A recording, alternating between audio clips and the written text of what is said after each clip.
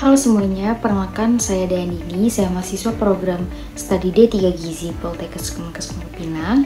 Pada kesempatan ini saya akan membahas salah satu isu mutakhir pangan dan gizi yang sangat penting, yaitu triple burden of malnutrition. Nah, isu ini mencakup 3 masalah besar sekaligus, yaitu ada stunting, wasting, atau underweight, serta overweight atau obesitas, ditambah dengan defisiensi mikronutrien. Nah, mengapa hal ini penting? Karena status gizi masyarakat sangat menentukan kualitas sumber daya manusia Indonesia di masa depan. Nah, saat ini Indonesia itu masih menghadapi tantangan besar di bidang gizi. Berdasarkan survei status gizi Indonesia tahun 2024, prevalensi stunting pada balita berada di angka sekitar 19,5%. Nah, angka ini memang mengalami penurunan, tetapi masih cukup tinggi bila dibandingkan dengan target nasional maupun standar WHO.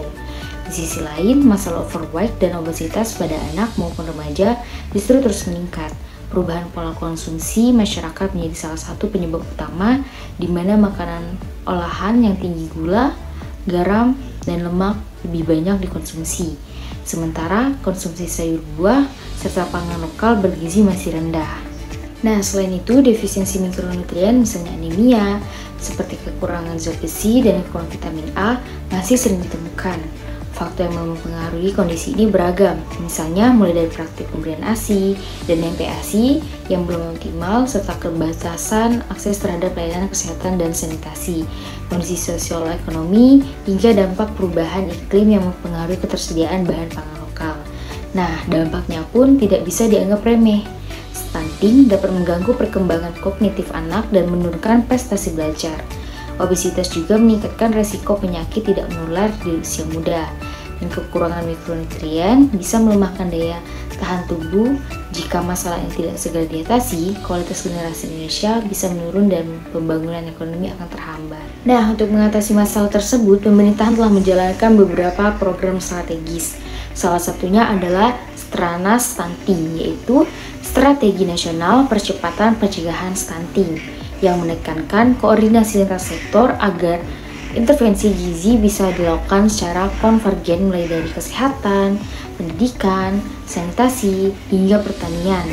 Nah, selain itu ada pula program makan bergizi gratis yang menyasar pada anak sekolah dan kelompok rentan. Nah, program ini bertujuan menyediakan asupan gizi seimbang sekaligus memperdayakan pangan lokal melalui dapur komunitas atau unit layanan. Nah, dalam program ini sangat potensial, meskipun tantangannya ada pada kesiapan anggaran, rantai pasok, dan kualitas menu yang harus benar-benar sesuai dengan standar gizi seimbang. Nah, gimana nih solusi inovatif mahasiswa?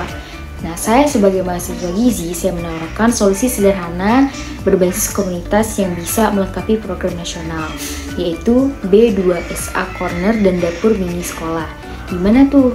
Jadi konsepnya itu adalah membangun sumber edukasi B2SA, yaitu beragam, bergizi, seimbang, dan aman di sekolah, sekaligus menyediakan dapur mini yang mengolah menu berbasis pangan lokal.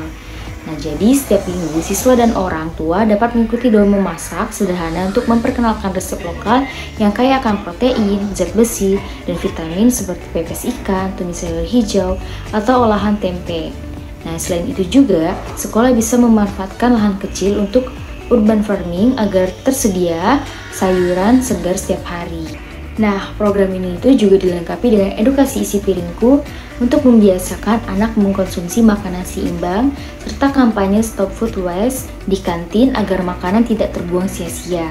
Nah, dengan langkah kecil ini, kita bisa memperbaiki pola konsumsi di tingkat rumah tangga dan sekolah, sekaligus mendukung program besar pemerintah. Baiklah, sebagai kesimpulan dari semua ini, triple burden of malnutrition di Indonesia adalah masalah nyata yang harus diatasi bersama.